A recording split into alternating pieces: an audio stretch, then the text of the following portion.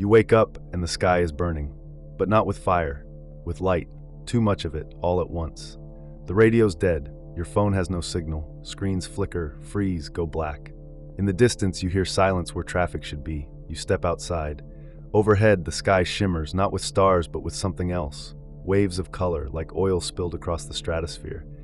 But it's not beauty, it's a signal. The sun has screamed, and Earth is just beginning to feel the echo. I used to think the sun was a constant, a silent, faithful engine that lit our days and warmed our skin. But the truth is, it's not silent. It's violent, chaotic. It breathes in plasma and exhales radiation. It rides with magnetic storms, sunspots, dark as scars, pulse with pent-up force. And sometimes, rarely, it releases something colossal, a solar superstorm. Not just a solar flare, but a coronal mass ejection. 1 billion tons of plasma hurled into space at millions of kilometers per hour. A magnetic tsunami, invisible and unstoppable. Most of the time it misses us. A flicker of radiation brushes past, unnoticed. But what if it doesn't? What if tomorrow, one of those flares is aimed directly at Earth, and we're in the path? We've seen it happen before. In 1859, the Carrington event lit up the sky with auroras as far south as the Caribbean. Telegraph wires sparked and ignited. In 1989, a less powerful storm plunged Quebec into darkness, and those were nothing compared to what the sun is capable of. We've built our world on the assumption that space is empty, that the sun is kind. But what if that's just been luck? Imagine looking at the sun through a different lens, not as a warm disk, but as a boiling sphere of nuclear violence. Its surface is not solid. It's a roiling sea of plasma, tangled with magnetic fields, unstable and twitching. Every 11 years, its cycle shifts. Quiet becomes storm. Magnetism builds like tension in a fault line until something snaps and a pulse of energy launches into the void. Sometimes it loops harmlessly back, sometimes it wanders, and sometimes it aims. And when it does, there's no warning. Light reaches us in 8 minutes, particles in hours, fields in days, but damage begins the moment we realize too late. Satellites blinded, GPS crippled, power grids stunned by surging currents they were never built to handle. All of it not from a bomb, not from a war, but from a breath of the sun. One twitch, one flare, one perfect aim, and everything we built begins to dim. Somewhere in a high-altitude field, a woman looks up. Not in fear, in wonder. She watches as the sky tears open into luminous bands of color like auroras blooming out of season. But this time, it's not the poles, it's everywhere. The sky isn't just a canvas, it's a warning. And she, like the rest of us, stands on the edge of something ancient, immense, and beyond control. So what would happen if tomorrow wasn't just another day? To understand what's coming, you have to stop thinking of sunlight as gentle. It's not a soft warmth. It's radiation, barely filtered. It's pressure. It's plasma. The sun doesn't glow. It roars. We just happen to stand far enough away that it feels like a lullaby. But when a superstorm forms, that illusion breaks. What escapes the sun in those moments is not just light. It's mass. Raw, charged, accelerated matter, like shrapnel from a nuclear core, flung across space with a magnetic signature large enough to blanket planets. A solar flare on its own is intense, a flash of electromagnetic radiation. But a coronal mass ejection, or CME, is the real threat. Picture a wall of particles moving at over 2 million kilometers per hour, invisible to the human eye but deadly to everything we've built in orbit. Satellites are the first to fall. GPS networks stutter, communication relays fry, space stations go dark, switching to hardened protocols. What took decades to build, cut, silenced, stunned in hours. The storm doesn't stop there. As it presses into Earth's magnetic field, it deforms it, stretches it, breaks its usual symmetry. And when the field snaps back, it surges, like a whip. This surge grounds itself into the Earth. Long conductive lines like power grids become highways for induced currents. In 1989, this effect caused a blackout in Quebec that lasted 9 hours. Transformers melted, substations tripped. Now imagine that, but global. Imagine New York going dark while Tokyo stutters and London flickers out. Imagine control towers without screens, hospitals without data, financial markets with no ticks, no trades, just silence. And yet, you'd see none of this happening. You'd feel it only by absence. No signal, no location, no confirmation. Airplanes still in the sky, now flying blind. Cargo ships drifting off course, internet down. Banking suspended, water pumps stalled, your life decoupled from the invisible systems that normally hold it together. In space, astronauts would see it coming, not like a wall, but a shimmer in their instruments. Radiation rising, protective systems engaged, orders to retreat into shielded zones. But on Earth, we wouldn't see the storm until it hit. And by then, the first layer would already be stripped, our technological skin peeled back like bark scorched from a tree. Somewhere, a girl stands in the middle of an empty street. Her phone screen glows faintly, locked in a permanent loading loop. Around her, buildings blink in confused rhythm, some lights still on, others already gone. She looks up, as if the signal might return from the sky, but the sky has stopped answering. This is not the end of the world, but it is the end of the world we know.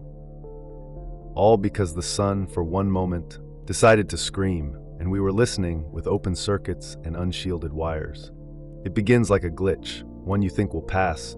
The ATM doesn't respond, the elevator freezes between floors, a voice call drops, then refuses to reconnect. You restart the router, the screen stays blank. It's not dramatic at first. It feels like an outage, an inconvenience. You wait, but the wait never ends. Traffic lights die mid-cycle, train stations fall silent. The air grows still in a way that's hard to name, like the space between heartbeats. We never designed our systems to be silent. Every part of modern life hums with background pulses, radio waves, synchronized clocks, positioning signals. The world you know is stitched together by constant, invisible conversations. Satellites speak to Earth. Servers speak to servers. Devices ping, verify, handshake. But now those voices are gone. The timing collapses. The sync disappears. Entire infrastructures lose their memory of where, when, and how they are. Within hours, supply chains break. Planes are grounded not because they crash, but because no one can trust the systems anymore. Food shipments stall. Payments don't go through. Stock exchanges freeze, not out of fear, but because the clocks are broken.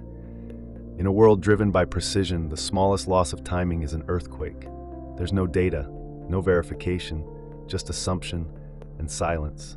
And the silence grows louder. Hospitals switch to emergency backups. Some fail. Refrigerated vaccines spoil. Dialysis machines stop mid-cycle. Ventilators trip. Doctors reach for records that no longer exist. Charts erased by magnetic errors. Even analog systems falter, because even the people running them are used to signals that no longer come. And this isn't war. There's no smoke, no enemy, no explosion.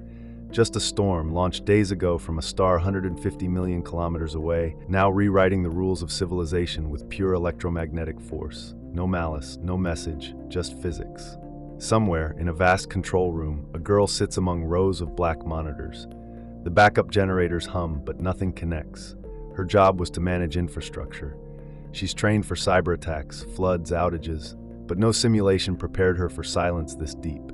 She stands, walks to the window, and sees the city, still there, still whole, but asleep in an unnatural way. Not dead, just unplugged. And in that moment, the question isn't how long the blackout will last. The question is what wakes up on the other side of it. We like to believe our civilization is strong because it is vast, because the buildings rise high, the systems run fast, the signals wrap the globe in seconds. But strength is not always in size. Sometimes, the larger something grows, the more fragile it becomes. Like glass stretched too thin, like a bridge engineered to perfection until one bolt fails. A solar superstorm doesn't destroy the world, it exposes it. It pulls back the curtain on how tightly everything is wound, and how little slack we've left ourselves. We've wired our lives through satellites, fiber optics, underground cables, synchronized timestamps, and electric pulses. Remove any one of those layers, and society stutters. Remove them all, and it forgets how to be itself. It's easy to think of power as just electricity, but what really fails in a geomagnetic storm is coordination. It's the GPS that no longer guides, the database that can't verify, the transaction that doesn't clear. Our financial systems run on trust, yes, but also on time. A single second of delay across networks can cascade through markets. Millions become billions. Numbers don't match. Risk models collapse. Panic follows, not because of a crash, but because no one knows what the numbers mean anymore. In an energy grid, transformers are the beating hearts. They're not easily replaced. They take months to build, and we don't stockpile them. A single CME can fry hundreds at once. Not in one country, in dozens.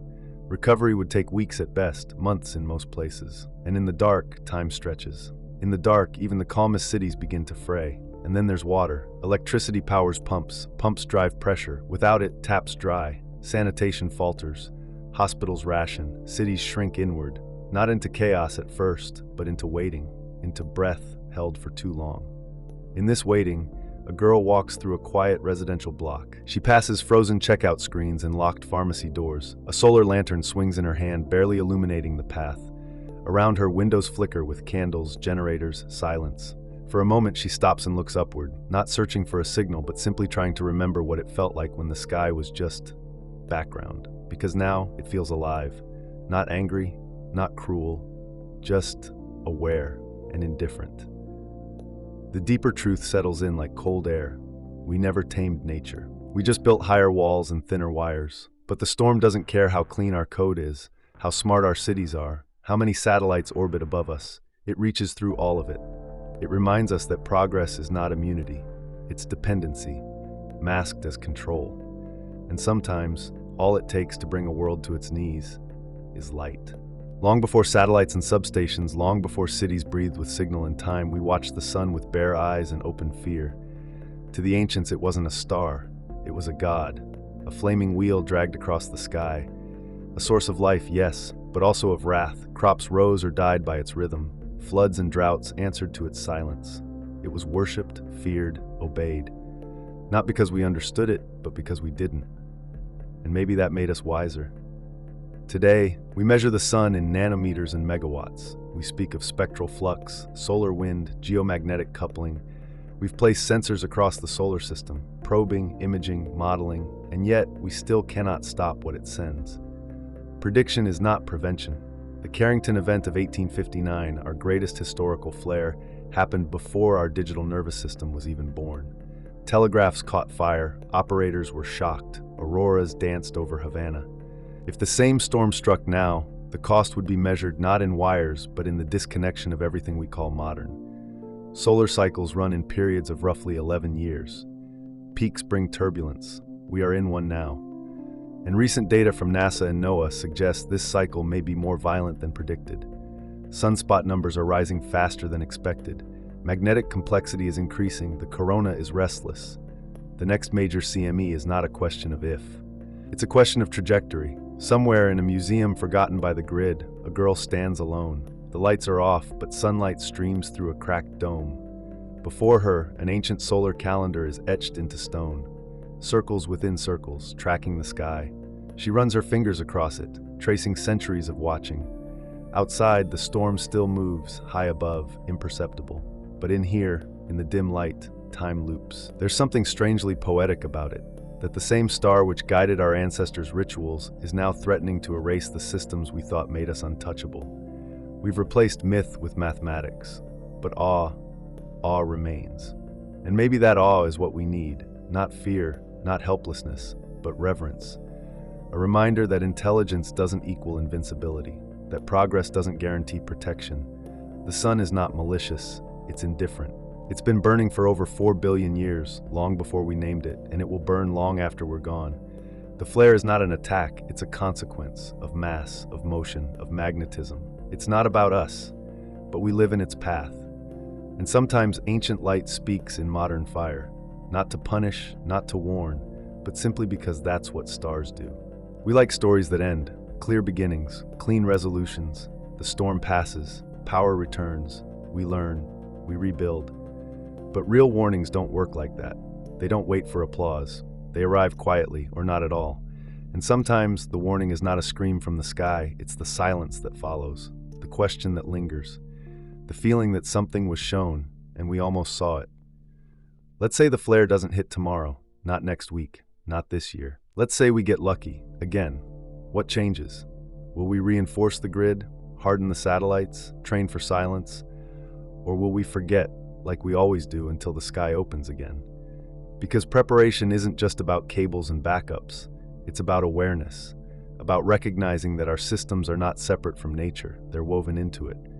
The sun doesn't care that we stream in 4K, that we trade in nanoseconds, that our lives are layered in artificial light. It sends what it sends, and we respond or we don't. And so the real question isn't, what if a solar superstorm hits tomorrow? It's what if it almost did? What if we caught the edge of something enormous, and that edge was enough to remind us how close we always are to silence? Somewhere, power returns. A monitor flickers back to life, systems reboot, planes reorient, hospitals stabilize, relief flows in. But underneath that relief, something remains.